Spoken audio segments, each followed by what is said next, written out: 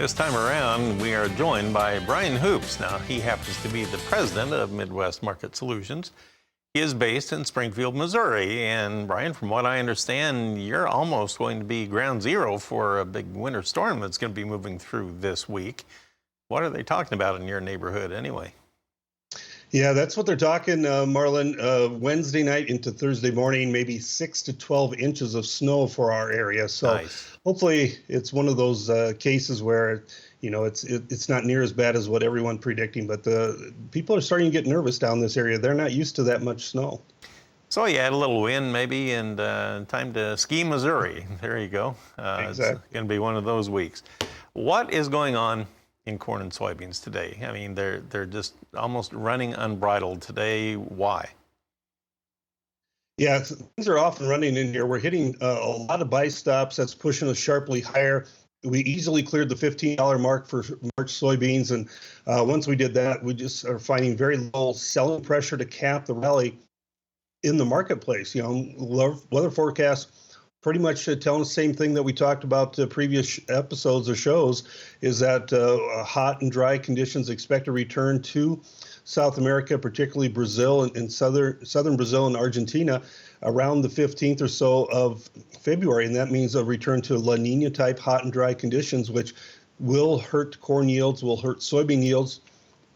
That means they'll also have less crop to export, and more of that will shift to the United States. So we've seen some export business late last week and again on Monday and Tuesday of this week. So it's a market that kind of feeds off itself once you get the momentum rolling, and that's what we're seeing right now. Very little farmer selling to cap the rally. March corn right now 11 3/4 higher at 637 3/4. That's within a penny and a quarter of our high of the day right now. It just seems like there's no holding it back anymore. December new crop corn now up a nickel as we look at it on our quotes provided by Bar Chart. Meanwhile, on those soybeans that you were talking about, look at these prices. And this is, what is this? February, 1st of February. March soybeans 35 3/4 higher at 15.26.5. And you have September 22.5 higher at 14.23 per bushel. Can't wait to see what new crop November soybeans are doing. Well, let's take a look. They are now 18 3/4 higher. So you could lock in, theoretically, November soybeans, at least on futures, at 13.85 3/4 this morning. And Brian, it just makes one wonder if the market would show signs of turning. Would there be an avalanche of selling at the cash level? Yeah, it's a good question, and probably that is the case. I think for the most part there's been some selling, no doubt about it, and a lot of producers have come back in and re-owned the crop with futures and options. But maybe the new crop sales have been a little slow. It's attractive soybean price, no doubt about it. You're probably looking at over $13 cash beans in most areas, and that's very attractive. In fact, it's so attractive it may buy some acres away from the corn market. So corn hitting contract highs in the December contract this morning. But really, it's probably not enough to even keep pace with cotton or soybeans at this point. I don't know that we've really gotten into that bidding war that I think we're going to see for these acres in the spring timeframe until late February into early part of March. So there may be some more excitement to come as we get into the heart of the growing season.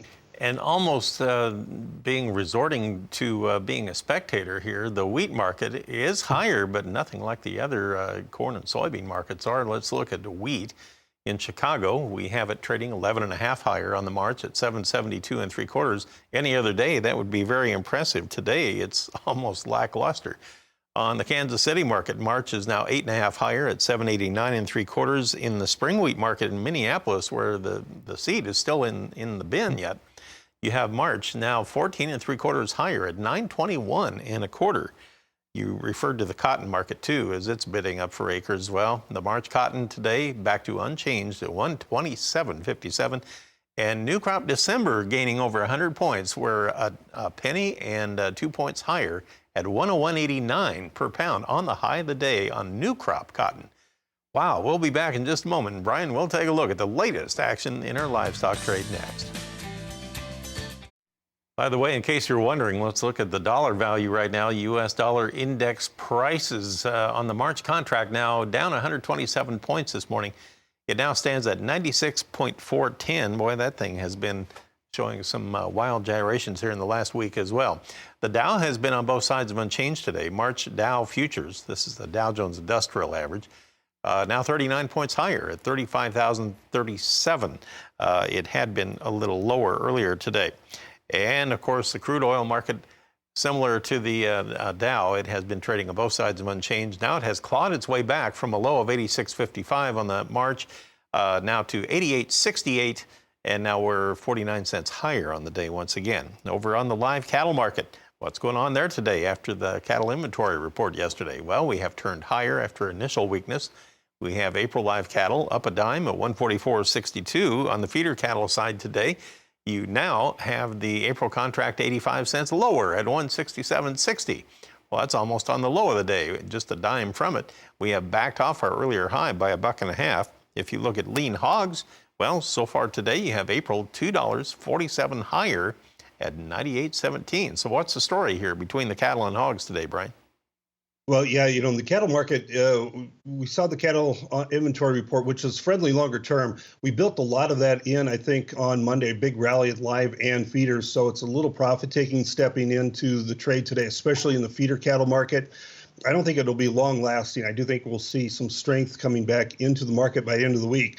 We're looking at probably $1 to $2 better cash cattle trade. And again, some of that has been factored into prices already with a pretty sizable rally in the cattle market. But show list numbers are down quite a bit from last week, about 15,000 heads smaller.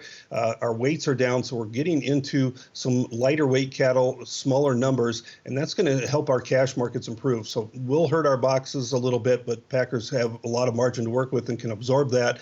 And there's a lot of technical buying coming into the hog market again today. We've seen a massive amounts of it, especially with cash strength improving here recently. And some funds have been short, bouncing off of some weekly chart support. They're coming back in aggressively and buying back short positions.